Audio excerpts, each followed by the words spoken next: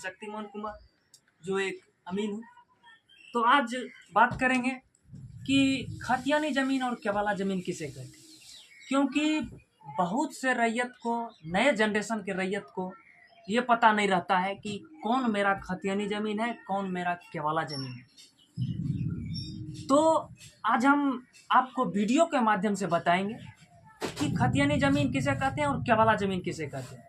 खतियानी ज़मीन वैसे ज़मीन को कहते हैं जो ज़मीन न आप खरीदे हो, न आपके पिताजी खरीदे हो, न आपके दादाजी खरीदे हो, बल्कि ये ज़मीन आपको पीढ़ी दर पीढ़ी पूर्वजों का ज़मीन वंशावली के अनुसार, वंशज के अनुसार आपको मिल रहा है। तो ये खतियानी ज़मीन कहते हैं। और इसका प्रमाण आपके पास नहीं हो सकता है, कारण है कि ये खतियानी ज़मीन का प्रमाण खतियान में दर्ज रहता है। तो आप कहिएगा खतियान कहाँ मिलेगा? तो खतियान तब बनता है जब सर्वे होता है। जब हमारी फाइनल सर्वे ब्रिटिश सरकार ने कराई थी 1900 के दशक में, उसी टाइम खतियान बना था। तो वही अभी तक चलता आ रहा है, क्योंकि भारत सरकार एक बार रिविजनल सर्वे के लिए कोशिश की थी, लेकिन वो नहीं सक्सेस हुआ पूर्ण रूप में। तो अभी भी वही बात खतियान में दर्ज रहता है कि खतियान वैसे खतियानी ज़मीन कहते हैं जो आपको पीढ़ी दर पीढ़ी मिलता आ रहा है, तो वैसे ज़मीन को खतियानी ज़मीन कहते हैं। तो खतियानी ज़मीन का प्रमाण आपके पास नहीं होगा, सिर्फ वो होगा तो आपके पास रसीद होगा उनका, कि जो आप सरकार को मलगुजारी देते हैं, वो ज़मीन जोतने के बदले जो सरकार को टैक्स देते हैं, मलगुजारी देते हैं, तो आपके पास, उसी से आपके पास पता चलेगा कि आपके पास ये ज़मीन खेसरा का है। और ये आप पता करना चाहते हैं कि ये ज़मीन खतियान है, तो कहाँ से पता करें? तो आपको खतियान देखना पड़ेगा। तब कहिए खतियान कहाँ देखें? तो खतियान आपको अंचल में मिल जाएगा, जिला अभिलेखागार में मिल जाएगा, वहाँ से आप देख सकते हैं।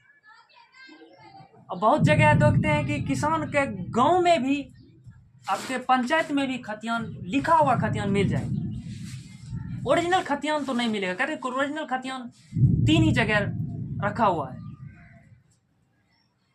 जिला अभिलेखागार, अंचल और रजिस्ट्री, 3 ही जगह। तो आशा करता हूं कि आप समझ गए खतियानी ज़मीन किसे कहते हैं। अब बात करते हैं केवाला ज़मीन। केवाला ज़मीन वैसे ज़मीन को कहते हैं जो आप या आपके पिताजी या आपके दादाजी किसी अन्य किसान रैयत से रुपया के बदले, पैसा के बदले खरीदे होंगे, तो वैसे ज़मीन को केवाला ज़मीन कहते हैं। तो केवाला का प्रमाण आपके पास होगा, क्योंकि केवाला जो होता है एक प्रमाणिक अधिकार अभिलेख है, जो आपको ये प्रमाण करता है कि आपने वो खतियानी ज़मीन, जो खतियान में खतियानधारी का नाम था, रैयत का नाम था, उनके वंशज से आप ये ज़मीन खरीदे हैं, इतना रुपया में खरीदे हैं, इस समय खरीदे हैं, ईस्वी में खरीदे हैं। तो ये केवाला अधिकार अभिलेख होता है।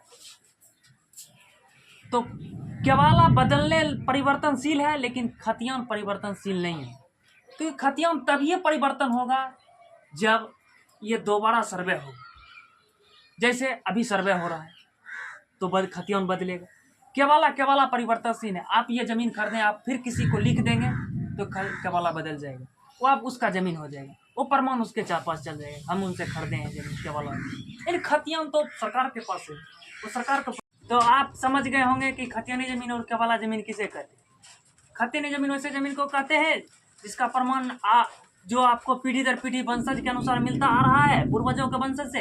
और केवाला ज़मीन जिसका आप, चाहे आपके पिताजी, चाहे आप किसी खरीदे हो, तो उसे हम केवाला ज़मीन कहते हैं। तो आशा करता हूँ, मैं कहूँगा अगर हमारी वीडियो अच्छी लगी तो चैनल को लाइक करें और सब्सक्राइब करें, ताकि नई से नई वीडियो आप तक पहुँचती रहे। आज के लिए इतना ही कहूँगा। जय हिंद।